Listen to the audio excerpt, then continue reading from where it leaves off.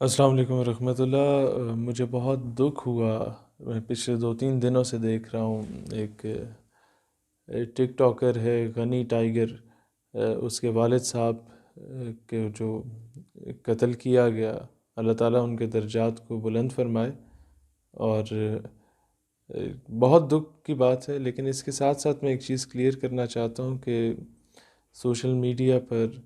چند شر پسند عناصر یا لبرل یا موم بتی مافیا اس واقعہ کا فائدہ اٹھاتے ہوئے اس سارے واقعے کو انجمن طلبہ اسلام سے جوڑنے کی کوشش کر رہا ہے۔ گو کہ میں اس وقت کسی ذمہ داری پہ نہیں ہوں، لیکن میں نے اپنی زندگی کے 6 سال انجمن طلبہ اسلام میں گزارے، اور اسٹوڈنٹ پالیٹکس کا آغاز ہی انجمن طلبہ اسلام سے کیا،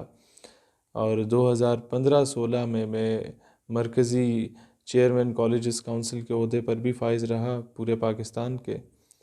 لہٰذا میں ضروری سمجھتا ہوں کہ میں اس چیز کو تھوڑا سا کلیئر کرنا چاہوں کہ اگر محلے میں لڑائی ہوتی ہے تو ڈیفینیٹلی پاکستان کی 22 کروڑ عوام ہے، ان میں سے اگر 10-12 کروڑ بندے 18 سال سے اوپر ہیں، یعنی کہ ووٹ دینے کے قابل ہیں، اس سے مراد یہ ہے کہ وہ 10-12 کروڑ بندے جو ہیں وہ یا نون لیگ کے ہوں گے، یا پیپلز پارٹی کے ہوں گے، یا وہ پی ٹی آئی کے ہوں گے، یا لبیک کے ہوں گے، یا جے یو آئی یا ایم کے ہوں گے۔ اب ظاہر ہے وہ کسی نہ کسی کو ووٹ دیتے ہیں، اس کا مطلب ہے وہ اس پارٹی سے منسلک ہیں یا ان کے لیے سافٹ کارنر رکھتے ہیں۔ اسی طریقے سے گوجرانوالا اور سیالکوٹ یہ ایسے زونز ہیں جہاں پر اسٹوڈنٹ پالیٹکس جب سے رہی تو انجمن طلبہ اسلام گوجرانوالا، سیالکوٹ اور پھر بہاولپور میں ہمیشہ سے پیک پہ رہی۔ مطلب ہر گھر میں اگر آپس میں ناراضگیاں بھی ہیں تو پھر بھی جو بچے ہیں وہ انجمن طلبہ اسلام کے ہوں گے، اور ود ان تنظیم بھی اختلاف رائے ہو تو ایک الگ بات ہے، لیکن وہ رہیں گے تھرو آؤٹ اسی تنظیم میں۔ ایک بہت بڑا نیٹ ورک ہے۔ اسی طریقے سے اگر کوئی ذاتی نوعیت پہ لڑائی ہوتی ہے یا کوئی زیادتی بھی کرتا ہے اور وہ خود کو کلیم کرتا ہے کہ میں اس تنظیم سے ہوں، تو وہ تنظیم کی اس بندے کی غلطی ضرور ہو سکتی ہے، اس بندے کا غلطی کیا ہے، ایک بہت بڑا بلنڈر ہو سکتا ہے جو اس نے حرکت کی۔ داؤد بٹ صاحب جس کے والد صاحب کو مارا گیا، گولیاں برسائی گئیں، بہت غلط حرکت ہے، لیکن اس کو پوری تنظیم سے نہیں جوڑا جا سکتا، نمبر 1۔ نمبر 2، کئی لوگوں کو تعارف نہیں ہے انجمن طلبہ اسلام کا، شاید اس وجہ سے وہ سمجھ رہے ہیں کہ کوئی بہت زیادہ انتہا پسندی کی طرف جا رہی ہے۔ تعلیمی اداروں میں جب یہ کامنسٹ اور لبرل مافیا اپنے عروج پہ تھا تو 1968 میں انجمن طلبہ اسلام کی بنیاد رکھی تھی ایف ایس سی کے اور مدارس کے اسٹوڈنٹس نے مل کے، اور اس وقت سیدی مرشدی یا نبی صلی اللہ علیہ وآلہ وسلم کا نعرہ پہلی مرتبہ انجمن طلبہ اسلام نے انٹروڈیوس کرایا کہ ہمارے سید و مرشد اگر کوئی ہستی ہے تو وہ رسول اللہ علیہ السلام کی ذات مبارکہ ہے۔ 1980s میں، لیٹ 1980s میں پنجاب میں تعلیمی اداروں میں الیکشنز ہوئے اسٹوڈنٹ آرگنائزیشنز کے، تو اے ٹی آئی انجمن طلبہ اسلام نے تمام پنجاب میں فتح حاصل کی بھاری اکثریت سے۔ تو اس وقت یو ای ٹی لاہور سے داتا دربار، پورے لاہور سے جلوس ہوتا ہوا داتا دربار گیا شکرانے کے نوافل ادا کرنے کے لیے نوجوانوں کا، اور تب یہ نعرے انٹروڈیوس ہوئے کہ غلام ہے رسول کے غلام ہے، غلامی رسول میں موت بھی قبول ہے، جو ہونا عشق مصطفیٰ تو زندگی فضول ہے۔ یہ ڈاکٹر ظفر اقبال نوری اس وقت انجمن طلبہ اسلام کے پریزیڈنٹ ہوا کرتے تھے، اور وہ راولپنڈی میڈیکل کالج کے ٹاپر تھے۔ دور حاضر میں جو لوکل تنظیمیں بنی ہیں، ہر تلنگا، ہر ایرا غیرہ، جو 4 جماعتیں پاس بھی نہیں ہوتا اور وہ صدر بنا ہوا ہوتا ہے، انجمن طلبہ اسلام کا معیار ہی یہ تھا، تھرو آؤٹ رہا ہے کہ جو ٹاپ آف دا کلاس شخص ہوگا دینی اور دنیاوی تعلیم میں، صرف وہ ان کے اچھے اعلیٰ منصب پہ فائز ہو سکتا ہے، اور اس کے لیے اسٹوڈنٹ ہونا لازمی ہوتا ہے۔ اچھا، دین ماضی میں جاتے ہیں تو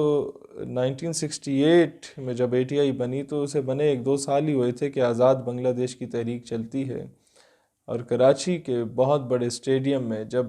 شیخ مجیب الرحمن کے کچھ لوگ آزاد بنگلہ دیش کی قرارداد کو پیش کرنا چاہ رہے تھے، تو اس قرارداد کو جس نوجوان نے صفحے چیرتا ہوا اسٹیج پہ گیا اور اس قرارداد کو پھاڑ کے بنگلہ دیش نامنظور اور پاکستان زندہ باد کی صدا بلند کی تھی، اس کا تعلق انجمن طلبہ اسلام سے تھا۔ تحریک نظام مصطفیٰ صلی اللہ علیہ وآلہ وسلم میں جیلیں برو تحریک چلی تھی 1970s میں، سب سے زیادہ اگر جیلیں بھری تو انجمن طلبہ اسلام کے نوجوانوں نے بھری۔ تحریک ختم نبوت میں جب شہادتیں ہوئیں 1970s میں، تو سب سے زیادہ شہادتیں اگر نوجوانوں میں کسی نے دی تو انجمن طلبہ اسلام کے نوجوانوں نے دی۔ اس کے علاوہ ماضی میں ممبئی اٹیکس ہوئے انڈیا میں، تو انڈیا نے کہا تھا کہ ہم 72 گھنٹوں میں آ کے پاکستان پہ دھاوا بول سکتے ہیں، تو ہزارہ یونیورسٹی ایبٹ آباد میں انجمن طلبہ اسلام نے نوجوانوں کا ایک جمع غفیر لگایا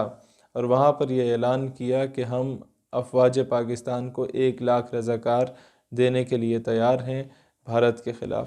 تو معلوم یہ ہوتا ہے کہ سجے سجائے ڈائز پر جذباتی اور انقلابی تقریر کرنے والوں کا نام انجمن نہیں ہے۔ مسلمانوں کو ضرورت پڑی تو کفر کی صفوں میں جا کے نعرہ تکبیر اور رسالت کی صدا کو بلند کرنے والوں کی جماعت کا نام انجمن طلبہ اسلام ہے۔ مسئلہ یہ ہوتا ہے کہ ہر جگہ پہ اچھے برے لوگ موجود ہوتے ہیں، we cannot deny this fact، لیکن اس سے مراد یہ نہیں ہوگی کہ اس کو پوری تنظیم پہ مسلط کیا جائے، اور تنظیم نے اس چیز کو وہ کبھی بھی اون نہیں کریں گے اس طرح کے کسی قسم کے کریکٹر کو جو لوگوں کی جان لے یا کسی غلط کریکٹرلیس ایکٹیویٹی میں انوالو ہو۔ لہٰذا میں گورنمنٹ سے بھی اپیل کروں گا، تمام محکموں سے اپیل کروں گا کہ وہ جو بچہ ہے اس کو انصاف ملے، اس کے والد صاحب کو قتل کیا گیا، اس کو انصاف ملنا چاہیے، اور جو لوگ زخمی ہوئے دونوں طرف اس کی تحقیقات کرائی جائیں کہ کس بنیاد پہ ہوا کیا معاملہ، اور جو گلٹی ہیں ان کو سزا ہونی چاہیے، اور ہماری تمام تر جو نیک تمنائیں اور دعائیں ہیں وہ اس بچے کے لیے ہیں، کیونکہ ظاہر ہے والد کو کھونے کا ایک دکھ ہوتا ہے، اور وی کین انڈرسٹینڈ کہ کس طریقے سے وہ بیچارہ گزارا کر رہا ہوگا اور کیا صورتحال ہوگی۔ ہم انہیں بھی کہتے ہیں، میں being a Pakistani citizen, being his brother, کہ آپ کو کبھی ہماری کہیں پہ ضرورت ہو ہم حاضر ہیں، اور اسٹے اسٹرانگ اور بہادروں کی طرح یہ جنگ لڑو، اور انصاف انشاءاللہ آپ کو ملے گا پاکستان کے اداروں سے، پاکستان کی عدلیہ سے۔ پاکستان ہمیشہ زندہ باد۔